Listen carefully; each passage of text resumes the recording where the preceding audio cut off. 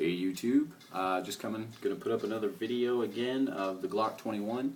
This time we're gonna do an up-close review, kind of a little talk about the things that I've done to my personal gun, just to kind of better tailor or suit it to myself. This is the full-size Generation 3 Glock 21. It is my primary home defense weapon, so I do have a mag here that is loaded. I don't think you need to see that go in the gun or anything like that.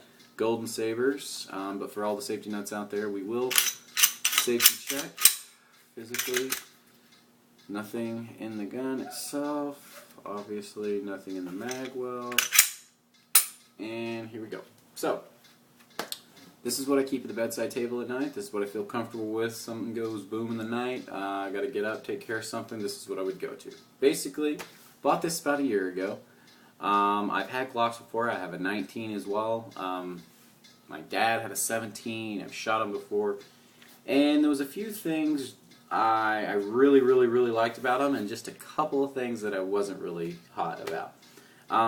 Reliability is awesome. They are probably one of the most reliable weapons on the market. Definitely, I think the AK-47 of handguns. I mean, may not be the most accurate, most beautiful gun in the world, but when you pick it up and you pull the trigger, it will go boom. These are just a few things that I wanted to point out that I really like about the gun and that I've kind of changed and done. Cosmetically, this is just, you know, white lettering in the slide. Turn this around. Really see it? I did it on the little Glock, little symbol. Try not to point that barrel in my face. Got the chrome extended slide lock. Also have, if you can see out the side there, extended mag release. We've got the little dummy plug down there in the bottom to patch that up, and some Talon grips. That's a big shout out to Hickok 45 for kind of pointing me in the direction of those. Those are awesome, love it. Look in the back here, just got a little, you know, cosmetically that chrome backplate. But as far as the sights, I do have a set of ATS sights on them. These are Advantage Tactical sights. You can order them off their website. They come with 5 different colors, inserts for the front and back. The back is adjustable, left and right for windage, and you have your front that actually comes with shims, so you can adjust for your elevation and stuff like that. I like them. It's a really quick target acquisition. I don't know if you can kind of see that right there, but basically you just line up the pyramid and yeah, you're good to go. But we'll go ahead and I'll take it down and show you some of the few things that we've got here on the inside. Stainless steel guide rod, Lone Wolf stainless steel with a, I believe this is an ISMI 13-pound recoil spring. It's about 4 pounds lighter than the stock recoil spring.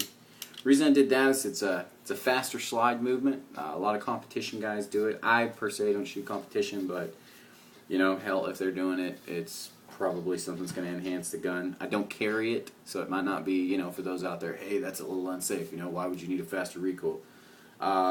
This is basically just kind of a project gun. It sits at the house, don't do much with it, other than, you know, I'll take it out to the range. I do shoot a lot. I shoot at least once a week or so.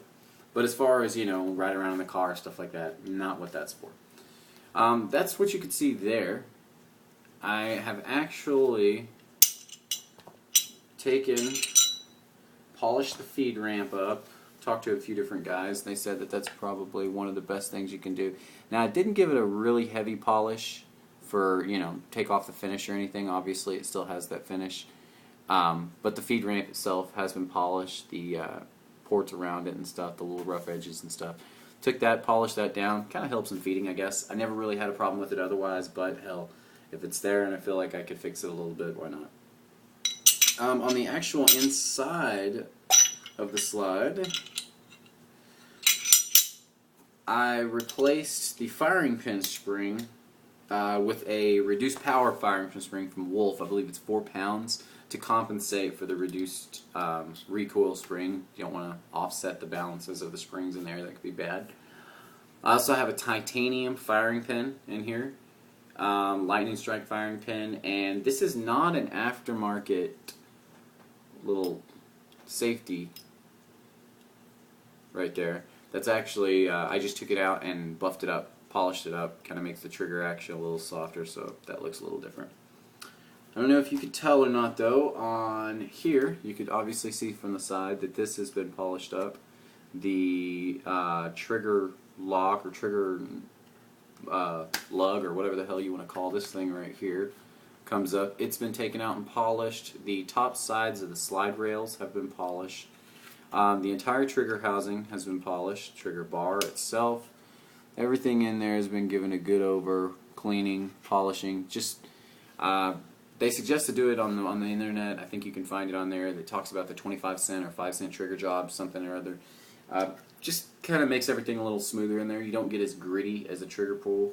Also have a Ghost 3.5 pound rocket connector in there that I custom fit down. Yeah, obviously you have to shave it down to fit your gun. Stops the over travel. It's pretty as far as the 3.5 pound connector goes. I think they all do basically the same thing. The only difference I saw with the Ghost is obviously I had the over travel, you know, variation thing that I could make, and it's got little slits cut into the side of it, and they say that that's self-cleaning. I don't know the inside of the Glock or loose tolerances, you know, compared to other, you know, guns, so I don't really think that that would make a big deal. But what the hell? I also have a 6-pound trigger spring in here, a little heavier than the normal. And what that actually does is that makes the rearward pull on your trigger lighter, because that's the actual spring that's pulling back on that. So, as far as the weapon goes, that's the Glock 21. The normal trigger pulls are about, I want to say, maybe 7 pounds, 6 pounds, somewhere in there, you know, for your stock trigger pull. I know the New York trigger is maybe a little heavier for carry and stuff like that. But I've actually got this down to right at, I think, 2.9 or something like that on the trigger brake. Right at like 3 pounds. Extremely, extremely light brake. Nothing to go through there. The reset itself, very, very short. Just let off. Just there. And brake. So, extremely smooth. There's no post travel as far as when the trigger breaks. It's easy to keep the sights aligned, keep stuff like that. On the slide, these are just cosmetic things, you know, chrome pins, chrome takedown lever. But as far as it goes, I like it. I like it a lot. Shot a lot of guns. I got a lot of guns. I have ARs, I have AKs, shotguns, pistols, handguns, whatever. But if something were to go down and I've got 2 seconds to figure out what I'm going to do, this will be the first thing I reach for. It goes boom every time. Very accurate. I've got another video on there before I put any of this stuff on there, just kind of shooting it. Not necessarily out of the box, but shooting it. I know in that other video I probably wasn't doing the best shooting, maybe having a little flinch problem, but trying to get over that, and you know, just more practice, more time out at the range, kind of perfect everything that I do. But as far as the gun goes, and as far as I'm concerned, I'm very pleased with it. The next gun that I buy will probably be a handgun for my girlfriend, just because we've got a baby on the way, and upcoming wedding, and all kinds of stuff, and she probably needs to be carrying a little protection herself. There's all kinds of crazy folk down here in Texas. But yeah, that's it. Glock 21. Go get one. Peace.